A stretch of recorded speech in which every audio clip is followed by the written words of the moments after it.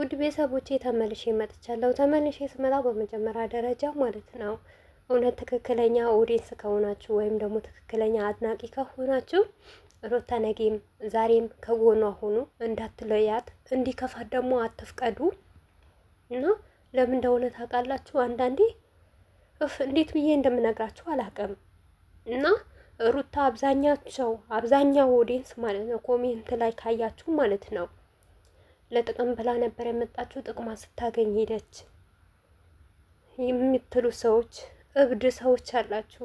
ሴት ሆነ እኔ አብዛኛው ጊዜ ለምን እንደሆነ ሩታን ማደንቃት ከሩታ ጎን ምቆመው ለምን እንደሆነ ታውቃላችሁ? ጀግና ሴት ናት። ከምሬ ነው ምላችሁ። ማንም ሰው የማያሳልፈው ነገር ስለምታሳልፍ።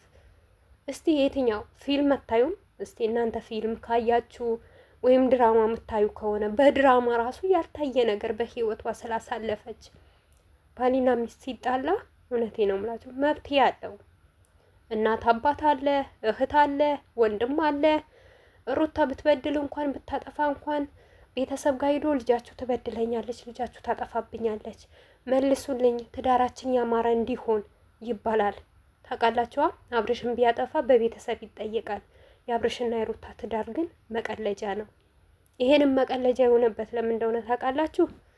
አብዛኛውን ጊዜ ሩታ ትዳሩን ስለምትፈልገው፣ ትዳሩም የምትፈልግበት ምክንያት ዋጋ ስለከፈለችበት፣ ብዙ ነገር ስለተባለችበት፣ በቃ እራሷ ያልፈለገችው ነገር ሆነች ስሪ ስለተባለች መንገራችሁ ነው ማለት ነው።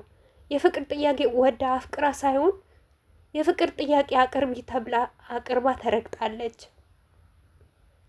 የቡታጀራ ልጅ ሆና ማለት ነው የሸግር ልጅ ነኝ ብለሽ ስሪ ተውኒ ተብላለች። ተውናለች፣ ሰርታለች ማለት ነው። ብዙ ነገር በሩታ ህይወት ውስጥ አልፈዋል ማለት ነው። ይህ ሁሉ እመኑኝ ውሸት እንደሆነ ብዙዋችሁ ጠንቅቃችሁ ታውቁታላችሁ። ነገር ግን አንዳንድ አላችሁ የወንድ ጥማት ያለባችሁ ወንድን አይታችሁ እንደማታውቁ እህት ቢኖራችሁ ባልዋ እንደዚህ ቢጫወትባት አሚን ብላችሁ እንደምትቀበሉ ያንን ነገር ስለምታምኑ ነው ሩታ ላይ ይሄን ነገር የምታደርጉት ማለት ነው። አንድ ነገር ልንገራችሁ። ሩታ ትላንትና አብርሽን ስታቀው ቪዲዮን ወደታች ሆናችሁ ተመልከቱ ማለት ነው።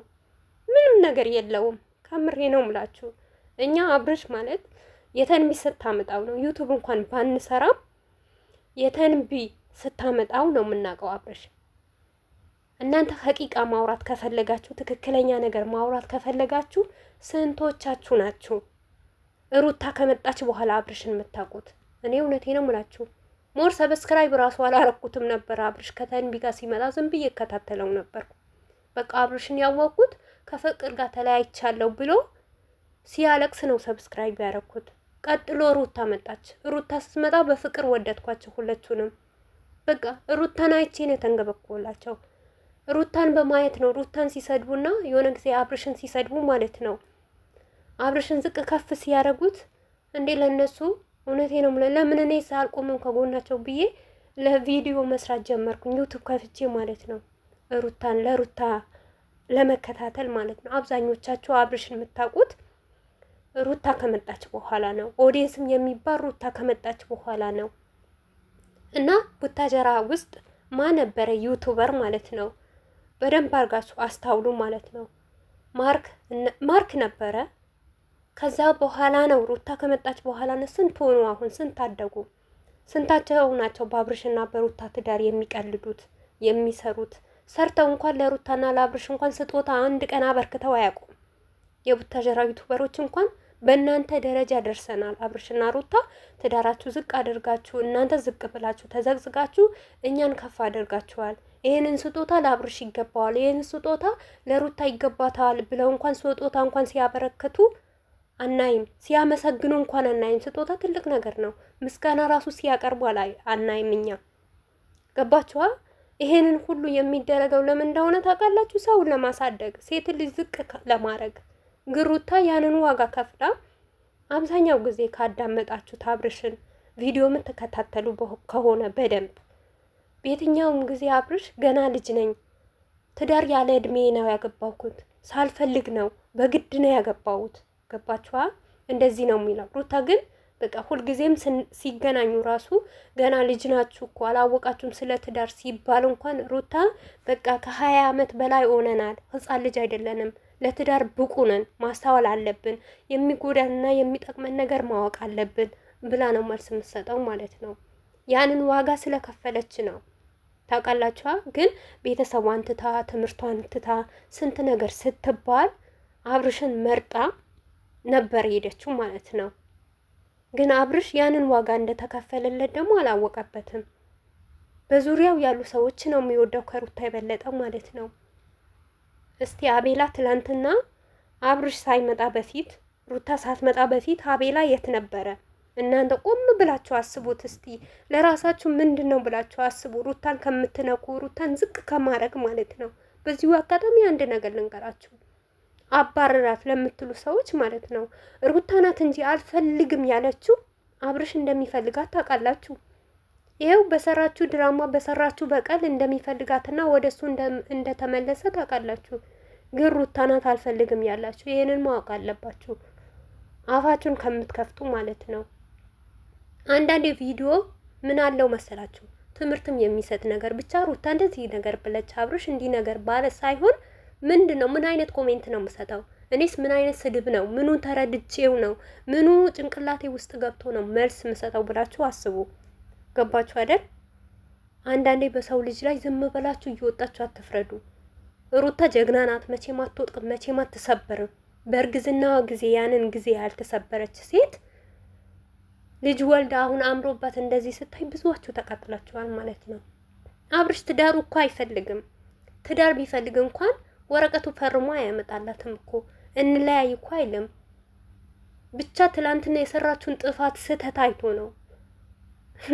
አብርሽማ አሳምሮ አድንቆ ሰጥቶት ነበር፣ ነገር ግን አላወቀበትም። ትላንትና አቤላ በሩታ ልጅ ያደገ ልጅ ሩታ ሰርታ አጥባ እቤቷን አስገብታ አስተኝታ ያበላችሁ ልጅ ዛሬ ሩታ ላይ ነው አፏ የሚከፍተው። ሩታ ነው የሚሰድበው። ሩታ ነው ዝቅ ከፍ የሚያደርገው ማለት ነው። ይሄ ቅማላም ማለት ነው። በአሁን ዘመን እንደውም ቅማል ጠፍቷል ማለት ነው። ቅማል እንኳን የለም በዚህ ዘመን ማለት ነው። እና ሴት ልጅ ደግሞ እንደዚህ ከፍ ዝቅ ስትል ማንም አይወድም። አትናደዱ። ሩታም ደግሞ ምንም አትሆንም፣ የተሻለ ነገር ነው የምትኖረው። ግን አብርሽና ሩታ መቼም አይለያዩም። ልንገራችሁ፣ ምንም ብታረጉ አብርሽና ሩታ አይለያዩ። ነገር ግን እኛ ተለያየን ብለው ይፋ እስካመጡ ድረስ በቪዲዮ ነው የምንሰራው እንጂ እነሱ አልተለያዩም ብለን ሙጭጭ አንለም። አዎ አሁንም ቢሆን ነገም ቢሆን ሩታን በድሏታል አብርሽ። ሩታ ምንም የበደለችው ነገር የለም። ለሱ ብላ ተመታለች፣ ዝቅ ብላለች፣ ተሰድባለች። ጥቅም ላላችሁት ደግሞ ማለት ነው አብርሽ ለሩታ ምንም አይነት ጥቅም አልሰጣትም። ምንም ነገር አላረገላትም።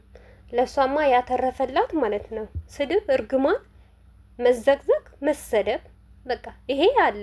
ምን 2 ቀን እኮ አይደለም 15,000 ስድብ ያስተነገደች ሴትያ፣ ጠንካራዋ ጀግናዋ ትላንትና ደግሞ እንደዛ ሆና መጣች። እኔ አይደለም ቪዲዮ ልሰራ ማለት ነው ያለውበት ላይ በራሷ የምትተማመን ጀግና ሴት ናት። ማን እንደሚቆጨው እድሜና ጤና ይስጠን እንጂ እናያለን። ግን ችግሩ አሁንም ቢሆን አብርሽ አይለቃትም። ነገ ሽምግልና ይባላል፣ ልጅ አለ ይባላል፣ የሆነ ነገር ይባላል። እውነት ከእንደዚህ አይነት ትዳር ብቸኝነት አይሻልም እንዴ? ቤተሰቦቼ ብቸኝነት ምን ባለ ምን በወሰደ? ሁልጊዜ ዝቅ ከማለት